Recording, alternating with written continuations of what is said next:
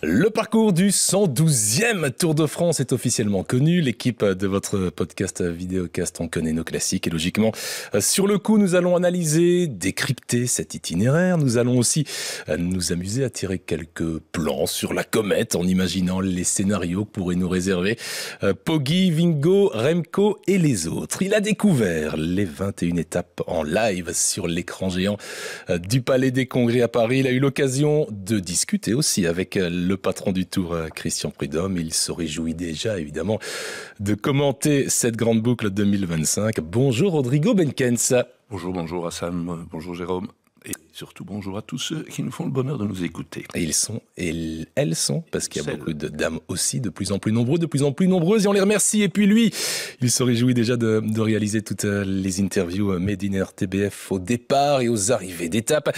Au niveau de la mer à Dunkerque, dans un décor lunaire aussi au sommet du Mont Ventoux, Jérôme Elguers évidemment. Salut Jérôme. Bonjour, à condition de pouvoir y aller au sommet du Mont Ventoux, puisqu'on sait que le Tour de France ne permet plus toujours d'aller là en haut interroger les coureurs. On verra.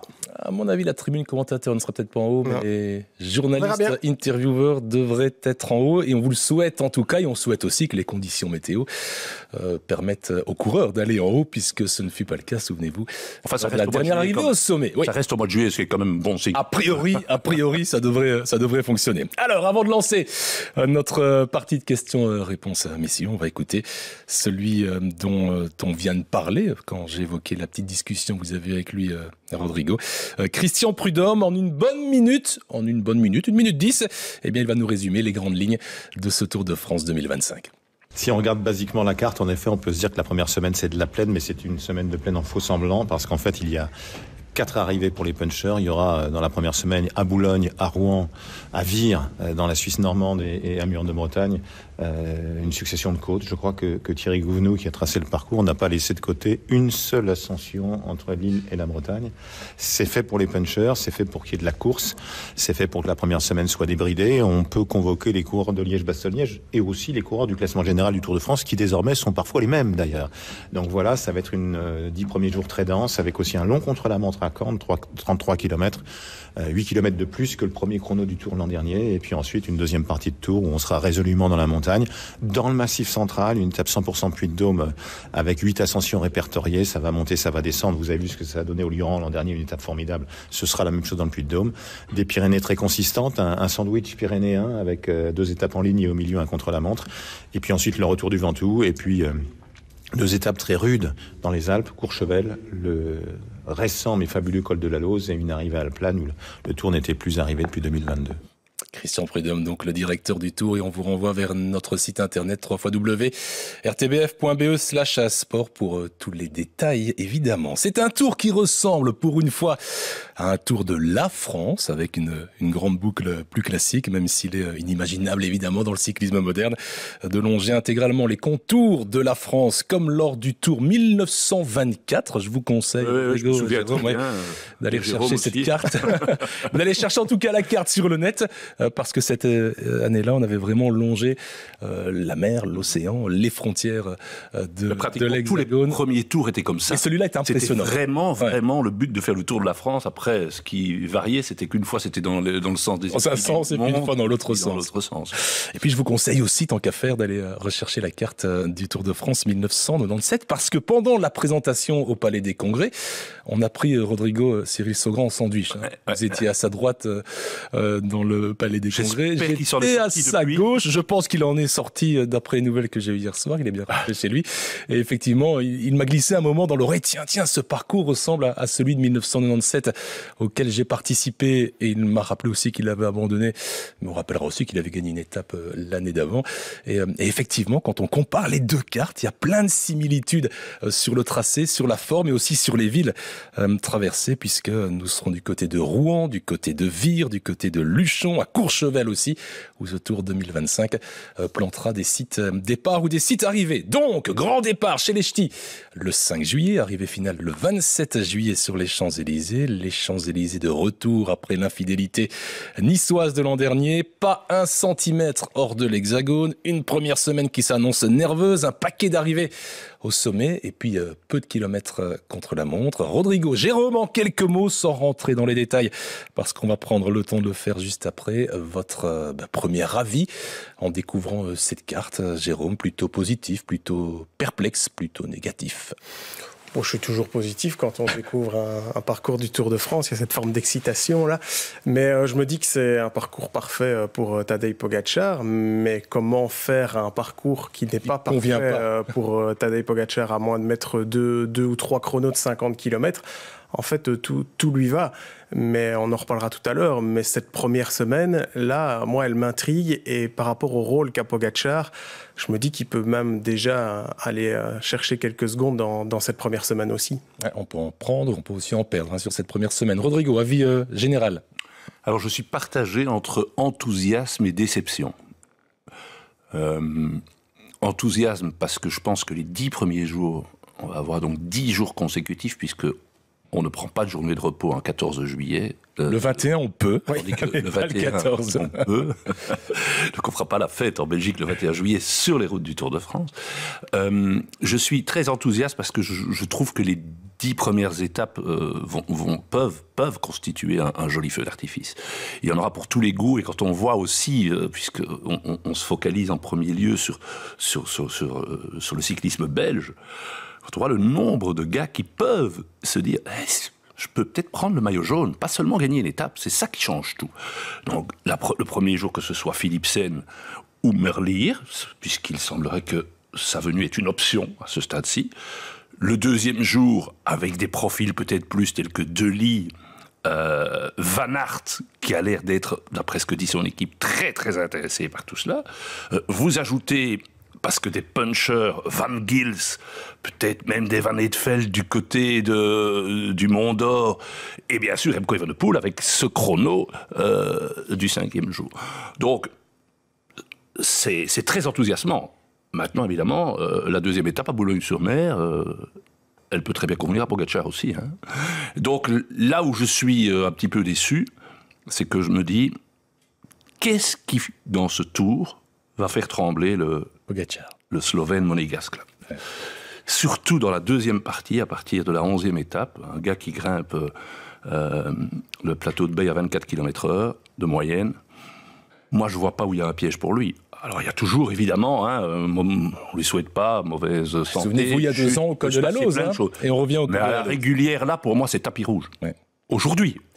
Et je suis déçu parce que je trouve vraiment, je ne vais pas utiliser des mots inacceptables, etc., mais je trouve quand même singulier que sur un Tour de France, il y ait au total 44 km contre la montre, dont 33 seulement de plat. Surtout, tiens, une année où on veut rendre hommage aux 2 plus grands rouleurs de l'histoire du cyclisme français, Bernard Hinault et Jacques Anquetil. C'est presque une insulte. 21 étapes, vous ajoutez les 9 chez les dames, ça fait 30 étapes, il y a 0 km contre la montre chez les dames. Ouais. Alors moi, je veux bien faire un tour pour tout le monde. Ghana et Groenewegen, je pense qu'ils peuvent rester à la maison au mois de juillet. Sauf si une seule étape les arrange. Mais effectivement, pour ces gars-là, il n'y aura pas grand-chose à jouer sur ce Tour de France 2025. Dans l'ordre donc, la première étape à Lille, et comme à Nice, et vous le disiez, à Nice en 2020. Il y a un maillot jaune à aller chercher pour les sprinteurs, et c'est Alexander Kristoff qui l'avait endossé ce jour-là. Philipsen, Merlier, côté belge. Et pour avoir discuté avec Patrick Lefebvre sur le quai de la gare hier, il m'a confirmé que Merlier était bel et bien une option. Girmay, pourquoi pas, le deuxième jour, à quelques kilomètres du service course de l'équipe Intermarché Wanty à tourner. Pourquoi pas Arnaud Dely. Bref, il y a moyen d'aller chercher côté belge un premier maillot jaune, mais surtout Jérôme, ça va rendre cette première étape, sans maillot jaune elle serait déjà nerveuse, un sprint massif reste un sprint massif, et l'approche du sprint est toujours nerveuse, mais ça va la rendre peut-être encore un peu plus nerveuse. Ah oui, c'est clair. Une étape pour les sprinteurs est nerveuse dans les 30-40 derniers km/h, mais là j'ai l'impression que toute la journée ça va être un peu plus nerveux. Par contre, ce qu'on peut se dire aussi, c'est qu'il va peut-être y avoir des candidats à l'échappée, parce qu'il y a un maillot à poids quand même à aller chercher le premier jour, et que donc là, peut-être, on aura des échappées, parce que souvenez-vous, ces dernières années, ces étapes pour sprinteurs, on s'ennuyait quand même. Hein. Il y avait parfois aucun coureur qui prenait l'échappée. Je crois que là, on aura quand même un scénario différent. Et puis pour Jasper Philipsen, c'est peut-être une occasion unique d'aller chercher un maillot jaune. Parce qu'elles sont rares, ces premières étapes qui doivent déboucher sur un sprint massif. Jasper était très, très, très content hier. Je l'ai croisé directement après la présentation. Et il était très, très content. Il m'a dit, pour moi, c'est formidable. En plus, Mur-Bretagne, c'est peut-être un peu dur, mais la plupart des étapes de puncher, c'est mieux pour mon profil. Il ne les a pas cités, mais pour des profils de purs sprinters qui grimpent plus difficilement. Donc, mais on pourrait avoir une première semaine avec cette alternance d'étapes pour purs sprinters et pour punchers, avec des changements de maillot quasi tous les jours. Ah oui. Je caricature, mais sur les 10 premiers jours, on pourrait quasi avoir 10 maillots jaunes différents. Ce qui serait sympa. Peut-être, il faudra voir, parce que quand même 33 km contre la montre le 5e jour. Il y a le chrono. Là, je pense tout à fait, là, tout à fait. Il y a le chrono. Il y aura des écarts. Normalement, Evenepoel, Pogacar, Vingegaard à 100% vont quand même prendre leur distance. Dans les punchers rapides, il y a que Van Aert qui roule vraiment bien en chrono. Exactement. Van Aert a une carte formidable à jouer, je pense, jusqu'au pied des... Parce que si lui prend le maillot à Boulogne, par exemple... Mais maintenant, tout ça, c'est aussi... Est-ce que Visma, visant la victoire dans le Tour, a intérêt à prendre le maillot? On parle des sprinters. Je laisserai pour le moment le débat Merlier Evenepoel parce que je pense que ça mérite un sérieux débat à part. Mais prenez une équipe comme Lidl Trek. Qu'est-ce qu'on fait avec ce parcours? On a un gars comme Mats Pedersen. Un bon Mats Pedersen, c'est un début de tour pour lui. Hein. Ouais. Maillot jaune, possible, il est bon. Le chrono sera un peu trop long, mais les 4 premiers jours, waouh! Mais qu'est-ce qu'on fait? On a peut-être, sur la fin de la saison dernière, l'homme le plus rapide, Jonathan Milan. Est-ce qu'on va mettre Milan à côté de Pedersen, en sachant que ce sera trop tôt pour lui, mais que peut-être que le meilleur c'est Thibaut Nys. Hein. Voilà. Ce sera trop tôt. Mais si vous dites à Thibaut Nys, et on compte sur toi pour les 10 premiers jours, tu vas apprendre, et attention, hein, c'est pas une étape qui peut gagner Thibaut. Hein. Donc, et là, maintenant, il va y avoir plein d'éléments qui vont se passer, l'hiver, comment on est, en quelle forme, comment se passent les classiques, etc. Mais les sélections vont être très intéressantes, beaucoup plus intéressantes que d'habitude, parce que on a l'impression qu'à part pour Pogacar et dans une moindre mesure pour Vingegaard, les autres formations vont essayer de construire, peut-être pas nécessairement autour d'un seul homme. Et ça peut être intéressant, pas pour le classement final, mais pour le spectacle. Et hier, au détour des différentes interviews, on a perçu aussi, et c'est intéressant, chez les favoris pour le classement général, évidemment, l'envie d'aller repérer les étapes de montagne importantes dans les Pyrénées, dans les Alpes, mais pour les potentiels vainqueurs d'étapes des 10 premiers jours, potentiels porteurs du maillot jaune, la volonté d'aller repérer toutes ces étapes, et aussi bien chez Guermail que chez Patrick Lefevereux, dans les deux interviews, les deux gammes disaient on n'est pas trop loin, on est en Belgique, puisque Guermail a un pied-à-terre en Belgique, et on va aller repérer ces étapes. Ça prouve bien que cette première semaine intéresse beaucoup de coureurs. Ouais, il y a deux écoles pour ça. Il y a des coureurs comme Sagan et Van Der Poel qui ont déjà dit plusieurs fois, ça ne sert à rien de reconnaître, mais souvent pour des courses en circuit qu'ils disaient ça. Donc on peut comprendre. Moi, ça reste toujours un avantage d'aller voir à quoi ça ressemble, parce que moi, je trouve que c'est toujours ce qui manque un peu après une présentation du Tour de France. On voit plus ou moins comment ça va se dérouler, et puis parfois on arrive sur place et on se dit ah ouais, mais ici ça monte quand même méchamment, notamment à Colombey-les-Deux-Églises l'année dernière, enfin cette année. Donc voilà, je pense que ça va donner plein d'informations d'aller voir ces parcours et d'aller les reconnaître, ça c'est évident. Alors on va pas en faire un débat, mais je voulais quand même vous entendre sur cette question que les amateurs de cyclisme se posent. On va passer 3 jours dans le nord de la France, mais on ne verra aucun pavé de Paris-Roubaix. C'est pas nécessaire. Je pose la question. On a eu des pavés, on a eu des chemins blancs. Alors à un moment donné, ça n'est. Oui, je suis du même avis que Jérôme. Ça n'est pas indispensable. Je suis beaucoup plus dur par rapport au chrono. Oui, par rapport au chrono, surtout quand on sait que, apparemment, il semble que la volonté initiale de Thierry Gouvenou, c'était de faire encore 10 km de moins que 33. Et qu'il a fallu avoir... allez, quand même, il faut... Donc, à un moment donné, je ne sais pas quel jeu on joue depuis des années. Et comme disait Jean-Marie Leblanc, j'ai la faiblesse de croire que la faiblesse, justement, du cyclisme français contre la montre n'intervient pas là-dedans. Mais franchement, il faut rester sérieux à un moment donné. Vous savez, du temps de Bernard Hinault, à qui on va rendre hommage en Bretagne, il y avait entre 100 et 180 km de chrono individuels. Combien de Tours de France Miguel Indurain aurait-il remporté avec les chronos de ces le kilométrage contre la montre de ces 10 dernières années. Combien? J'en sais rien. Peut-être pas. Peut-être j'en sais rien. Mais donc, à un moment donné, alors une année, il n'y a pas de pavés, une année il y a des pavés, une année maintenant il y a chemin blanc, on les retrouvera l'année prochaine ou dans 2 ans, ok. Mais là, c'est enfoncer le clou, c'est multirécidiviste, voilà. C'est, à un moment donné... Enfin... Dans l'intérêt du Tour, il semblait évident... Alors, on va peut-être me traiter de chauviniste, hein, mais d'ajouter plus de kilomètres de chrono pour essayer un peu d'équilibrer la bagarre entre Pogačar et Vingegaard, qui, on l'a vu en montagne, sont supérieurs, et un Remco Evenepoel. Pour l'intérêt et le suspense du Tour, c'est vers ça qu'il fallait aller, mettre plus de chrono. Et ici, on met un deuxième chrono en montagne, qui n'est pas un chrono. Hein. Et ce qui est plus dur que celui de Nice. Ouais, disons-le. Et ce que disait Patrick Lefèvre, c'est que Remco n'a jamais disputé ce type d'épreuve, ce type d'effort-là. Il ne le connaît pas vraiment. Oui, mais les forces de pénétration dans l'air, etc. Pas du tout la même chose. Hein. Pas du tout la même chose. Il ne faut vraiment pas voir ça comme un chrono.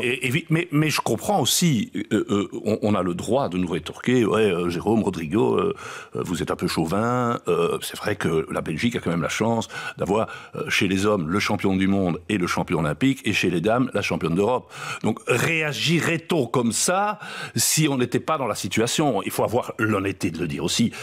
Et donc c'est pour ça, si c'était un one-shot, un seul coup, ou 2 ou 3 années, je ne m'offusquerais pas plus que ça. Mais là maintenant, c'est quand même fort répétitif. Et attention, un élément qu'on n'a pas oublié, parce que c'est dans nos têtes.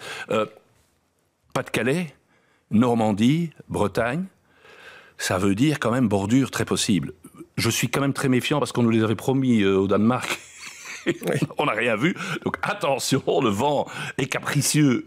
Mais s'il y a du vent, on n'a peut-être pas un duel Merlier-Philipsen à chaque étape pour les purs sprinters. Hein. Et on s'en plaindra peut-être pas. Non, certainement pas pour le spectacle. Puis l'avant-dernier jour, on va aller à Pontarlier. Je ne sais pas si vous vous souvenez, quand O'Grady a pris le maillot jaune au terme d'une échappée absolument incroyable, qui était en milieu de tour, et qui avait complètement tout retourné. Non, il y a des options, évidemment, mais le Pogačar du Tour d'Italie, le Pogačar du Tour de France, le Pogačar de 2024, s'il revient comme ça en 2025, il faudra l'attaquer dans la plaine. Parce qu'en homme contre homme, moi je vois pas de solution. À moins d'avoir un Vingegaard à 105%. Ouais. Mais 105, ça n'existe pas. C'est ça le problème. On ne peut pas aller plus haut que 100, c'est comme le plafond, après on se tape la tête dessus et on redescend à 95. Rodrigo, vous connaissez l'histoire du vélo mieux que nous. En tout cas, vous la connaissez. Bottecchia 1924, vous attendez une victoire italienne. Et c'est vrai que c'est Bottecchia qui avait gagné. Ouais, j'ai même pas posé la question du nom du vainqueur de ce Tour il y a pile poil 100 ans.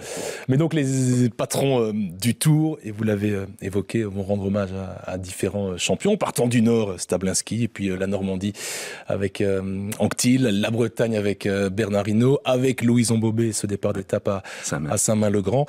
C'est une volonté d'ASO de le faire régulièrement aussi, et je pense, moi modestement, que pour les amateurs de cyclisme et les plus jeunes, c'est une bonne chose de leur rappeler les exploits du passé. Je pense que vous n'allez pas me contredire. Non, et il faut être bon compte. Ce n'est pas uniquement les champions français. L'année dernière, on a rendu hommage à Fausto Coppi, à Gino Bartali. Faut-il rappeler le magnifique grand départ à Bruxelles, Eddy Merckx, en 2019. Donc je pense que là, il y a vraiment une volonté. Il faut pas oublier qu'on est à la tête d'ASO avec un patron qui est un ancien journaliste, qui a beaucoup de connaissances de l'histoire du cyclisme, et donc voilà, je pense qu'il a une vision internationale, et bon, je pense pas qu'on pourra rendre hommage facilement à Greg LeMond d'un point de vue logistique, mais c'est clair qu'on essaye de le faire au niveau international lorsqu'on passe dans des pays limitrophes, certainement. Parce que les coureurs d'aujourd'hui, Jérôme, que vous côtoyez régulièrement, pour certains, quand on parle de Hinault ou de Anquetil, c'est un peu flou, voire fortement flou, et on ne peut peut-être pas leur jeter la pierre, mais certains ne connaissent vraiment pas l'histoire de leur propre sport. Ah ben oui, puisqu'ils sont de plus en plus éloignés de cette période-là, donc c'est bon de leur rappeler dans des événements comme ceux-ci. Par contre, eux, sur la route... ça va rien changer pour eux. Ça va rien changer pour eux, non. Mais c'est bien de leur remettre en mémoire ces images-là du cyclisme passé. Ouais. Et hier, il y avait une belle image dans ce Palais des Congrès, aligné côte à côte, dans l'ordre de gauche à droite, Eddy Merckx course. Bernard Thévenet, Bernard Hinault, tout souriant, grand sourire, se rappelant quelques souvenirs du passé. Et cette image-là, effectivement, a fait plaisir à beaucoup de spectateurs présents. Il y en avait 4000 dans ce palais des Congrès. Alors, la montagne sur ce Tour de France. On a évoqué cette première semaine, ces 10 premiers jours compliqués. Ce seront bien 10 jours de course, puisque la première journée de repos ne viendra que le 2e mardi pour pouvoir disputer une étape le 14 juillet. La montagne version 2025, c'est 26 cols de 2e, première et hors catégorie. Il y en avait 27 cette année, en 2024, il y en avait 30 en 2023, 51 000 mètres pour être précis de dénivelé positif. On est dans la moyenne des dénivelés des dernières années, mais avec 7 arrivées au sommet, même si chez ASO on joue sur les mots en disant que Péragude n'est pas une arrivée au sommet, mais on arrivera bien quand même au sommet lors de ce contre-la-montre, et en considérant que dans le Massif central, l'arrivée au Mont d'Or Puy-de-Sancy n'est pas une arrivée au sommet, et pourtant on arrivera bien au sommet de ce Puy-de-Sancy. Donc, Mont d'Or, Hautacam, on se rappelle de cette magnifique image en 2022 des 3 maillots de leader dans le final. Péragude, Super Bannière, le Mont Ventoux de retour, la Lose via Courchevel cette fois-ci, 2304 mètres d'altitude, et c'est là que Pogačar avait sombré en 2022. Et puis la Plagne, 7 arrivées au sommet, alors que ces dernières années, chez ASO, on a préféré limiter les arrivées au sommet en arguant que cela bloquait en général le déroulement de la course. Et donc, à ce propos, on a posé cette question un petit peu enquiquinante à Thierry Gouvenou, qui est l'architecte de ce Tour de France, celui qui dessine le Tour de France. Et puis, on fait réagir Jérôme et Rodrigo. On écoute Thierry Gouvenou. Les étapes de montagne sont vraiment très très difficiles. On a mis beaucoup de dénivelé. L'étape de Super Bannière va quasiment atteindre les 5000 mètres de dénivelé. Le col de la Lose à 5500 mètres. Donc voilà, on a des grosses étapes et ça va compenser quelque part les jours de plaine. Mais il ne faudra pas avoir des jours sans dans ce genre d'étape parce que ça pourrait se payer cash pour des coureurs qui jouent le général. Je crois que le Tour de France est toujours fait pour les meilleurs. On n'a jamais vu des coureurs moyens gagner le Tour de France. En ce moment, Pogačar est au-dessus du lot. Et voilà, sur n'importe quel terrain, il s'en sortirait. Et donc, il s'en sortira l'année prochaine. Pas mal d'arrivées au sommet qu'on a parfois évité dans le passé pour ne pas bloquer la course. Ici, vous en recensez 5, mais il y a aussi le Mont d'Or et finalement Péragude où on arrive au sommet. Ça fait 7 sur 21 étapes. Oui, c'est vrai que c'est une particularité de ce Tour de France 2025. On a plus d'arrivées au sommet. C'est peut-être aussi le fait, comme je disais tout à l'heure, d'avoir aussi beaucoup d'étapes dans la plaine et qu'il fallait montrer autre chose aussi.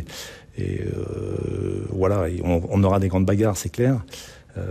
Par contre, c'est vrai que les écarts ont tendance à être un peu plus grands lorsqu'on a une arrivée au sommet, quoi. Alors, il y a les pour et les contre. Moi, j'adore, par exemple, la Flèche Wallonne et cette arrivée au sommet. Et tous les ans, on remet parfois en cause cette arrivée au sommet en disant que le spectacle serait encore plus intéressant si on terminait cette Flèche Wallonne dans la plaine. J'ai toujours aimé, gamin, les arrivées au sommet parce que ça a quelque chose de fantastique, de mythique quand vous suivez une étape du Tour. Mais là, il y en a 7, Rodrigo, sur 21 étapes. Votre avis ? La petite parenthèse sur la Flèche Wallonne, moi je voudrais vraiment qu'on reste au mur de oui, parce qu'à un moment donné, il faut compter le nombre de courses d'un jour où on est donc d'accord. Oui, évidemment. Surtout ne remettons pas encore dans la plaine et ne faisons pas de la Flèche Wallonne une course pour sprinter au moment où il y a tellement de bons grimpeurs en Belgique. Non, je dirais que, vous savez, quand vous dessinez un Tour de France, grosso modo, il suffit de prendre la carte de l'Hexagone, il y a 3 options. Ou vous partez de tout en haut, vous partez du milieu, vous partez d'en bas. Ou de l'étranger. mais l'étranger peut être tout en haut et tout en bas. Donc, je veux dire par là qu'à partir du moment où vous partez tout en haut, vous avez le temps de construire quelque chose avant d'aller vers les 2 massifs. Puisqu'il y a quand même... Alors, parfois, il y a d'autres massifs en France, massif central, etc. Mais il n'y a pas un Tour sans Alpes et sans Pyrénées. Et qu'est-ce qu'on a vu ces dernières années ? On est quand même parti de Florence. Quand on part de Florence, on est obligé d'avoir une étape dans les Alpes très vite. On a fait une belle à Valois. On y est revenu après. Souvenez-vous, quand on part de Nice, on est aussi au pied des Alpes. Et puis, c'était le départ à Bilbao, obligé de passer par les Pyrénées. Et ce sera peut-être le cas encore avec Barcelone. En 2026. Donc, à un moment donné, ici, de la façon dont c'est construit, et vu quand même qu'il y a eu beaucoup d'Alpes, et que c'est plus facile de point de vue logistique de finir dans les Alpes avant d'aller sur Paris que de finir dans les Pyrénées, surtout depuis qu'on ne va plus à Bordeaux, ou beaucoup moins, Eh bien, on doit commencer par les Pyrénées, et je pense que c'était presque inévitable qu'on durcisse les Pyrénées. Alors, fallait-il les durcir à ce point, faire autant d'arrivées au sommet consécutives? Ça, j'admets qu'il y ait débat. Mais dans la construction, je comprends qu'on attende le 11e jour de course pour avoir de la vraie montagne. C'est évidemment pas possible quand on part d'en bas. Non, et donc naturellement, les 2 semaines qui suivent seront plus chargées en termes de Mais il n'y a pas 7 arrivées au sommet. En fait, il y a toutes les étapes de montagne qui arrivent au sommet. Voilà. C'est ça qui est important. Exact. Il n'y a aucune arrivée, alors je voulais dire arrivée en descente, mais vous voyez de quoi je parle, hein, qui parfois ouvre d'autres scénarios de course aussi. Et là, moi, de nouveau, je ne comprends pas trop la logique là derrière. Et il n'a pas vraiment répondu, Thierry Gouvenou, à la question. Parce que quand on voit ce qui s'est passé cet été en 2024 où Pogačar et les leaders ont tout verrouillé et Pogačar est allé gagner quasiment toutes les étapes, ben là, Valoir, c'est heureusement que l'arrivée n'est pas au-dessus, sinon le tour est déjà plié. Il y a moyen de revenir. Alors, j'aime pas non plus mettre des arrivées en descente, hein, mais si vous mettez une arrivée... On la vallée, pas en descente. Oui, mais même le sommet à 10 km de l'arrivée, avec une descente de 4,5 et un plat de 4,5, vous laissez une opportunité. Donc, c'est pour ça que je dis la façon dont c'est dessiné, avec tout le respect pour Thierry Gouvenou, c'est tapis rouge pour Pogačar. C'est tapis rouge. Après... la certitude de la course, même si, comme je l'ai souvent dit ces derniers mois, la glorieuse incertitude du sport, je la remets en question avec Pogačar de plus en plus. C'est un tour pour Pogačar.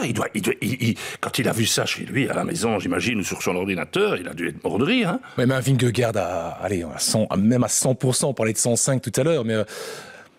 est-ce qu'il ne vaut pas un Pogačar sur un tel parcours? Jérôme répond, je dirais simplement que si on a le Pogačar de 2024 et le Vingegaard de 2023, avec le Vingegaard de 2023, à condition de ne pas avoir le Pogačar de 2023 et le Vingegaard de 2024, j'espère qu'on se comprend, on va avoir un chouette mano à mano. Hein. Voilà. Oui, on va avoir un mano à mano, mais les autres... Ah ouais, non, mais... c'est ça qui est dommage. Non, mais on dit Pogačar. Je pense que Vingegaard est tout à fait capable d'aller sur ce terrain-là. Combien n'ont pas essayé d'attaquer dans les étapes de montagne cet été, et puis vous voyez toujours Pogačar revenir. S'ils voient Pogačar et Vingegaard revenir, pour eux, le dégoût sera pareil. Hein. Donc voilà, je trouve qu'avec 7 arrivées au sommet pour les 7 étapes de montagne, voilà, on va verrouiller le scénario. Surtout que dans les arrivées pour Puncher, peut-être pas Boulogne-sur-Mer, c'est encore à discuter, mais certainement Mur de Bretagne, si Pogačar décide d'aller sur les arrivées à Laval et tout ça. Enfin, mais il avait gagné à Longwy, non? Il peut, hein, évidemment. De mémoire. Donc il avait gagné à Longwy, hein, donc c'est entre Boulogne et Longwy.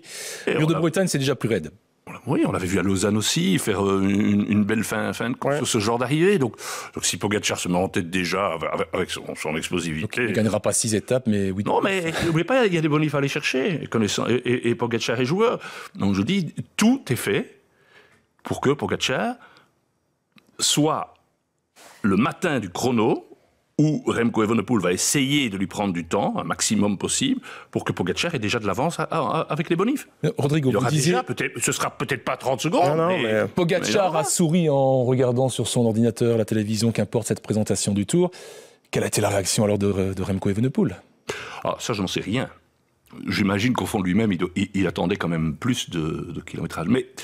Mais il y a la perspective de prendre le maillot, peut-être, mais qu'est-ce que ça change? Moi, je pense que prendre le maillot... C'est beau de le porter. Prendre le maillot, le porter, je pense que ça, c'est quelque chose qu'il a envie. Maintenant, pour moi, la vraie question, et ça, j'ai pas la réponse, est-ce que Remco Evenepoel a encore envie de faire un Tour de France, copie conforme l'année dernière, de terminer 3e en roulant avec le frein à main, comme il l'a fait remarquablement, je tiens à le dire, l'année dernière. Remco, il veut gagner les étapes. Donc, moi, ce qui m'intéresse, c'est pas le fond de la pensée de Remco. Oui, j'aimerais bien savoir, mais il ne le dira pas. Mais j'aimerais souligner l'attitude de Patrick Lefebvre, qui, en grand stratège de la com, dit pas exclu que je mette Merlier.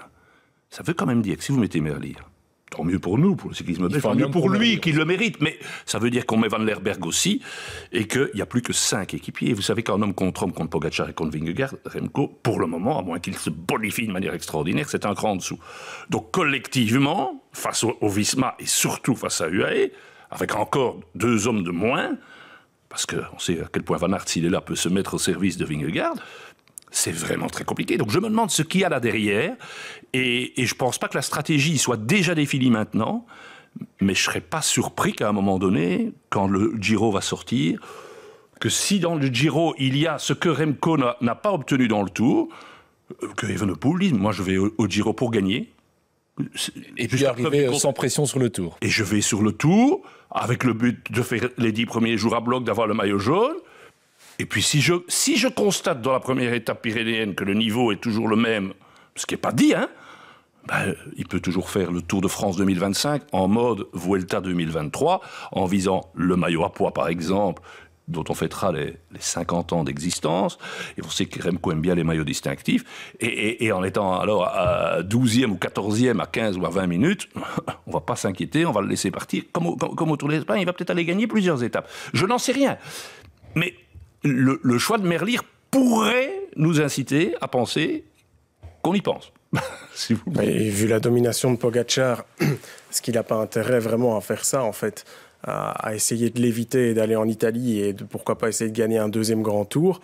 Et puis, il irait au Tour de France pour prendre le maillot jaune. Ça demande moi, manager de Remco, c'est ce que je propose. Vous vous retrouvez à 25 ans, en ayant gagné le Tour d'Espagne, en ayant gagné le Tour d'Italie et en ayant porté le maillot jaune en étant 3e du Tour, il n'aura toujours que 25 ans. Il se dit peut-être qu'à un moment donné, les deux autres qui sont plus âgés que moi, ils vont un peu s'essouffler. Donc, je ne sais pas si c'est la stratégie de nouveau. Mais... n'oubliez pas une chose, Remco c'est un champion. Et être 3e, c'est bien, il voulait se prouver, mais il veut gagner. Il veut gagner. Et pour le moment, après le Tour de Lombardie, dans Radio Peloton, tout le monde attend. La première chose qu'on attend, c'est pas le parcours du Tour, c'est quel est le programme de Pogačar pour savoir où on peut aller pour essayer de gagner une course. Hein. Le fait que Patrick Lefebvre évoque la possible titularisation sur le prochain Tour, c'est encore loin de Tim Merlier. Est-ce que c'est peut-être un aveu ou un regret de ne pas l'avoir aligné en 2024 ? Je ne sais pas, mais en tout cas, il ne faut pas oublier que Julien Alaphilippe quitte l'équipe. Il y a une star de moins dans cette équipe. Il y a Remco qui est toujours là. Merlier, maintenant, il doit être mis un peu plus en avant. Hein. C'est lui aussi qui va porter l'équipe pour aller gagner des courses maintenant sur d'autres terrains qu'Alaphilippe. Mais faut pas oublier ça. Hein. Il n'y a plus non plus de vraiment bons coureurs sur les pavés dans cette équipe. Et il est dernière année de contrat, sauf erreur de ma part, donc il faut aussi l'exposer. Oui, et n'oublions pas que c'est un maillot distinctif, comme l'a dit Jérôme. Donc, avec Merlier,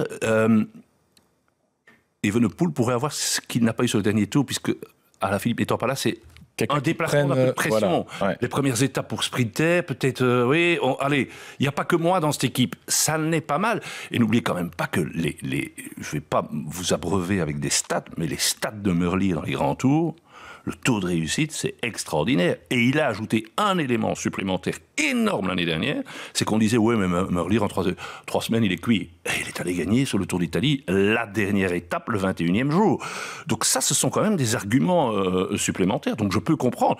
Maintenant, moi je pense que si Remco Evenepoel a l'ambition de gagner le Tour, s'il se sent capable de gagner le Tour, Merlier n'ira pas. Mais je pense aussi que Merlier est capable, et il avait proposé ses services au stage l'an dernier à Calpe dans différentes interviews. Il avait tenté de faire passer un message en disant, moi et Van der Berg et moi, pour bien parler, dans les étapes où on ne peut pas gagner, ou les étapes où ça arrive en haut d'un radar, on peut être là aussi pour protéger Remco, bosser pour lui, éviter qu'il ne prenne le vent. Oui, donc il sera avec Remco dans toutes ces étapes avec 3 ou 4 cols, dans les 3 étapes pyrénéennes. Je ne parle pas des étapes de Pyrénées, je parle des étapes nerveuses de la première semaine. Le tour se joue. Ah oui, évidemment. Si Remco veut rivaliser avec Vingegaard et avec Pogačar, alors il faut d'autres coureurs que je rappelle quand même que... Mais personne ne sera avec lui, puisque quand Emirates et Visma mettent en route, il n'y a plus qu'eux, en fait.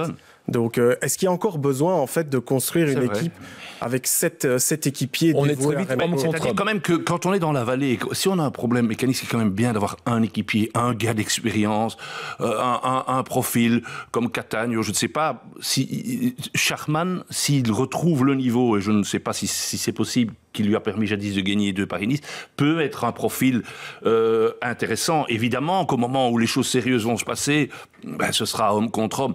Mais de là à être complètement isolé, moi ce qui m'intéresse, c'est que à 2 cols de la fin, c'est de voir qui sera quand même encore avec Remco. Et tout seul, il ne peut pas être là.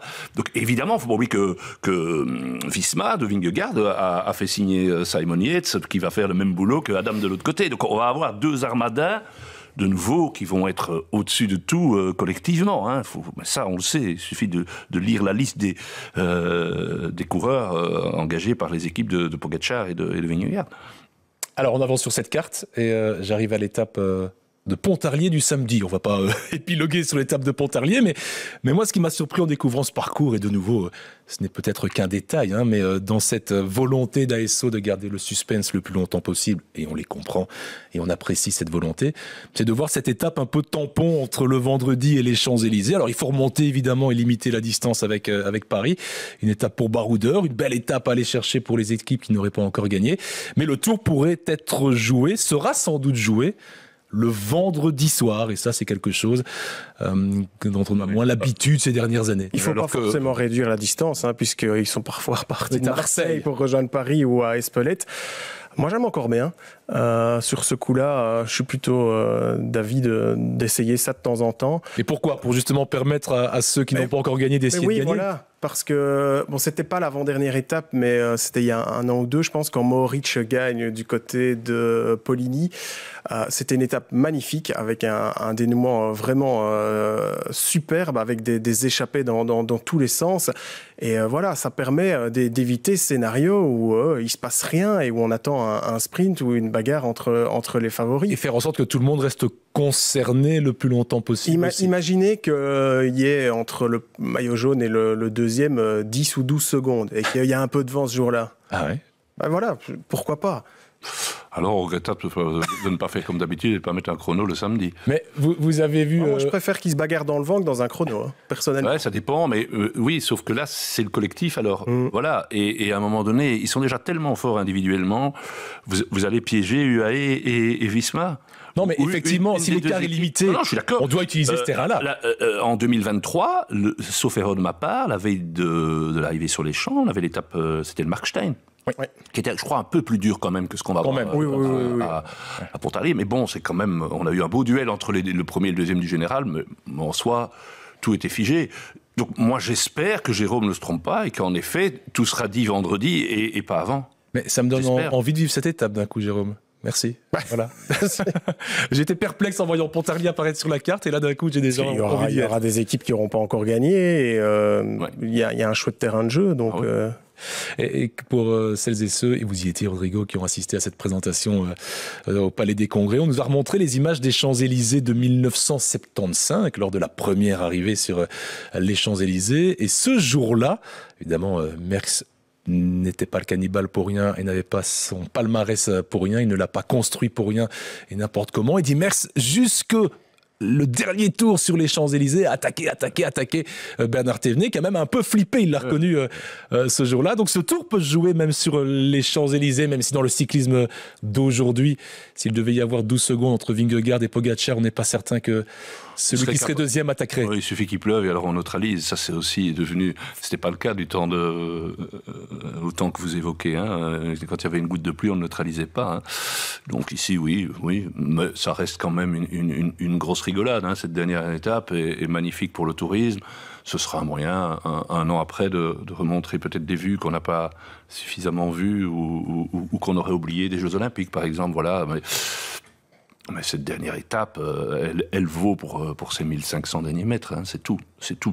Et la dernière fois, qui est la 20e étape, donc avant les champs, n'était pas soit un chrono, soit une étape de montagne. J'ai été voir, ça date quand même de 2001, entre Orléans et Évry, et c'était Zabel qui avait gagné au sprint. Donc, 2001. Ouais, 2001. Ouais, quand même. Sinon, c'était chaque fois un chrono ou une étape de montagne. Ouais. Donc on avait raison d'être étonné quand même en découvrant le parcours et cette étape de Pontarlier. On a fait le tour, je pense, le grand tour, le petit tour du futur grand tour, celui de 2025, la grande boucle 2025, et on vous renvoie vers notre site internet donc pour les informations complémentaires. On ne va pas refermer ce podcast vidéocast sans évoquer évidemment le Tour de France féminin du 26 juillet au 3 août, et donc de nouveau, puisque les Jeux Olympiques ne sont plus là pour perturber le calendrier, les 2 premiers jours de ce Tour féminin se disputeront à cheval sur les 2 derniers jours du Tour masculin, du 26 juillet donc au 3 août. L'épreuve démarrera de Bretagne avec une première étape pour les puncheuses au sommet de la côte de Cadoudal à Plumelec. On va d'ailleurs l'escalader 3 fois cette côte. Et puis, fin de ce tour féminin à Châtel, en Haute-Savoie, où Bob Jungels s'était imposé il y a 2 ans, je pense, dans le tour masculin. On l'a dit tout à l'heure, Rodrigo, aucun contre-la-montre n'est programmé dans l'épreuve féminine. En revanche, on compte une étape de plus, 9 étapes. Donc le tour féminin grandit et un dénivelé positif qui augmente aussi. Dénivelé positif total qui dépasse les 17 000 mètres, qui dépassera les 17 000 mètres donc lors de l'été 2025 avec des ascensions mythiques comme la Madeleine ou Jouplane. Et Jouplane, c'est l'un des cols les plus difficiles du territoire français. On va écouter la directrice du tour féminin, Marion Rousse, et puis on va toucher un mot de ce tour féminin avant de se quitter.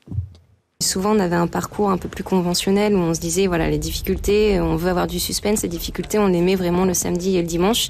Et avant, on fait des étapes plus pour les puncheuses, les baroudeuses. Mais on est là aussi pour évoluer au même rythme que l'évolution du cyclisme féminin. On est là dans un rôle d'accompagnement aussi.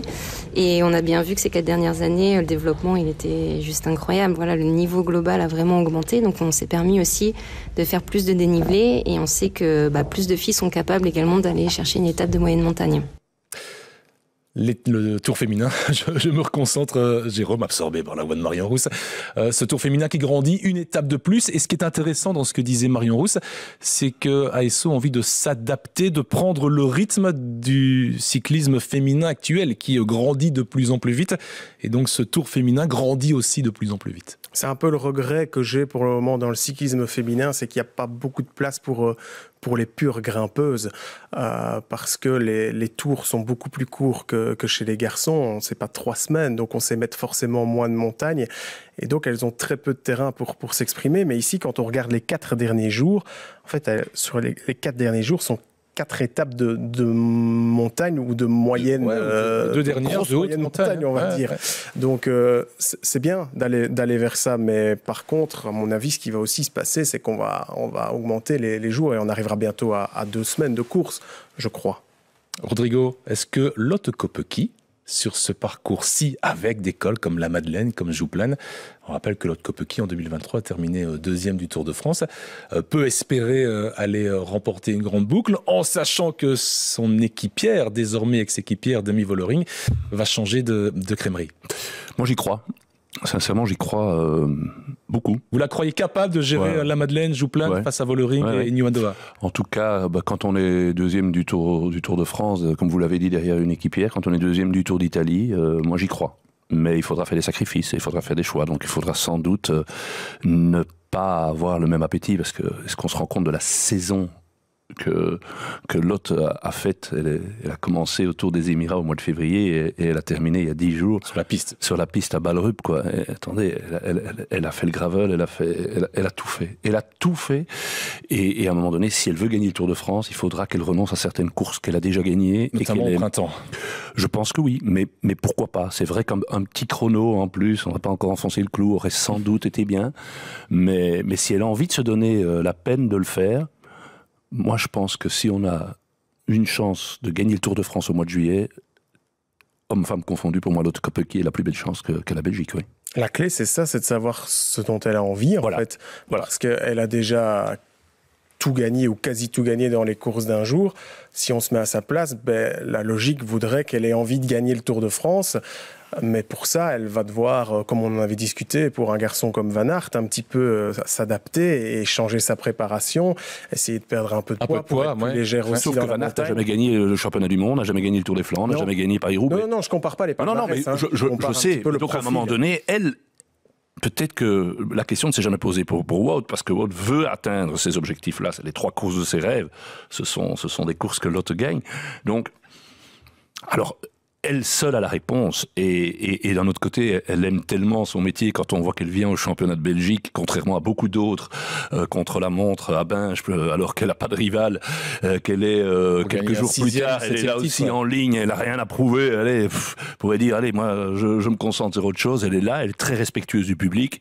C'est une grande dame, quoi. C'est une grande dame, mais le défi vaudrait la peine d'essayer, mais la balle est dans son camp. Le Tour de France femmes est en train de gagner en popularité, mais je me demande, dans l'esprit d'une coureuse actuellement, est-ce que entre une grande classique et le Tour de France, Chez les hommes, il y a 9 coureurs sur 10 qui vont vous dire « moi j'aimerais gagner le Tour de France », mais je me demande si c'est le cas chez les femmes, parce que le Tour de France femmes n'est pas encore aussi populaire que le Tour de France homme à l'échelle du cyclisme. C'est mon impression. Mais une coureuse comme Ferrand-Prévot revient sur la route en annonçant vouloir gagner le Tour, parce qu'elle a remarqué que ce Tour de France, en 4 ans à peine, avait pris une ampleur assez incroyable. Et c'est vrai que ça a vraiment grandi de façon totalement folle. J'ai une dernière question, Jérôme, parce que vous côtoyez souvent les coureurs, les coureuses, les managers, les agents que l'on ne voit peut-être pas à l'écran lors des interviews, dans des discussions, dans des apartés.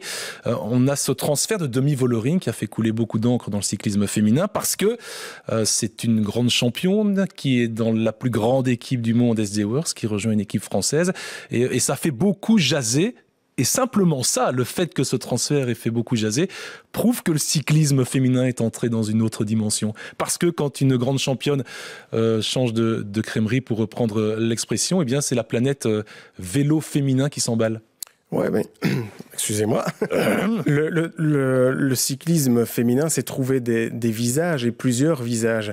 Je pense que c'est ça aussi qui fait qu'il est populaire. Vous savez, avant, il y avait une ou deux néerlandaises qui dominaient tout. Alors les néerlandaises sont encore là, on est d'accord, mais ça s'est vachement équilibré, avec des coureuses qui viennent d'Italie, qui viennent de Belgique, qui viennent d'Angleterre.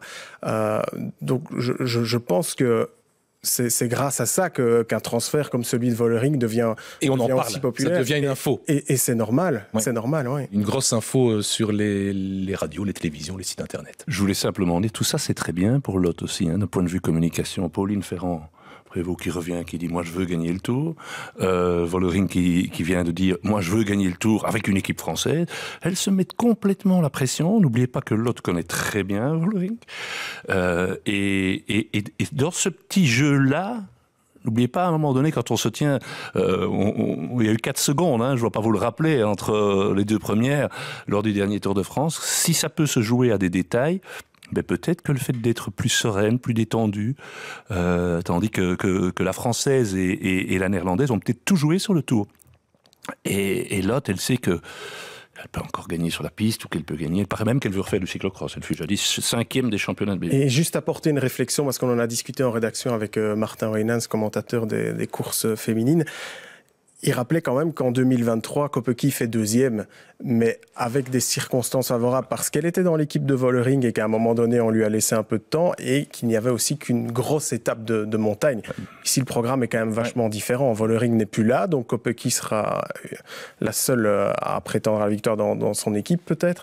Et surtout, il y a 4 étapes de montagne, quoi, donc ça change quand même vachement les choses. Et puis côté belge, on a aussi une Justine Guéquière qui a cherché le maillot à poids l'été dernier, qui pourrait, sur un tour encore plus montagneux, s'illustrer en 2025. Ce que Kopecky a montré au début de saison au Tour des Émirats Arabes Unis, elle a quand même fort progressé dans ce domaine-là. Donc c'est sur base de ça. Mais quelle est encore sa marge de progression ? Il faut qu'elle soit réelle pour pouvoir envisager de gagner. Mais vous venez de citer une 2e coureuse. On a donc quand même 2 championnes. Parce que c'est ça que je trouvais un petit peu parfois pas désobligeant, mais injuste. C'est qu'on avait l'impression que l'autre, qui est un phénomène, l'arbre qui cache toute la forêt. Ouais. Et c'est pas vrai. Et des personnalités comme ça, aussi de par ses qualités humaines, c'est quelqu'un qui va et qui suscite déjà des vocations.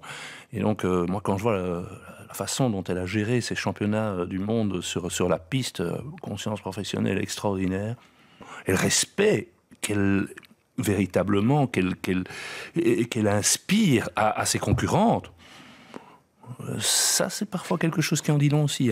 Et ce qui est encourageant aussi, c'est qu'on a cité quand même pas mal de noms de potentiels lauréates de ce Tour de France féminin. Et il y aura bien plus de candidates que de candidats, du moins sur papier. Et on en a beaucoup parlé pour le Tour de France masculin, avec un Pogačar qui rit dans la barbe qu'il n'a pas. Merci Jérôme Elguers. Avec plaisir. Parce que lui, la barbe, il l'a. Merci Rodrigo. Rasé de près pour ce podcast vidéocast. Je vous renvoie donc vers nos différents médias, et notamment notre site internet pour retrouver toutes les infos, et pour celles et ceux qui nous suivent en vidéo, l'affiche du Tour de France féminin, l'affiche du Tour de France masculin, et tout cela aussi, ces visuels sont à retrouver sur les différents médias de la RTBF. C'était le dernier podcast de la saison 2024. On se retrouvera évidemment avec plaisir en 2025 avec toute l'équipe, Jérôme, Rodrigo, nos consultants Roland, évidemment, Gérard, Cyril Saugrin, mais aussi Axel Merckx. Profitez des cyclocross, et il y en aura quelques-uns sur la RTBF, à commencer par les championnats d'Europe dimanche à suivre en télévision. À très bientôt.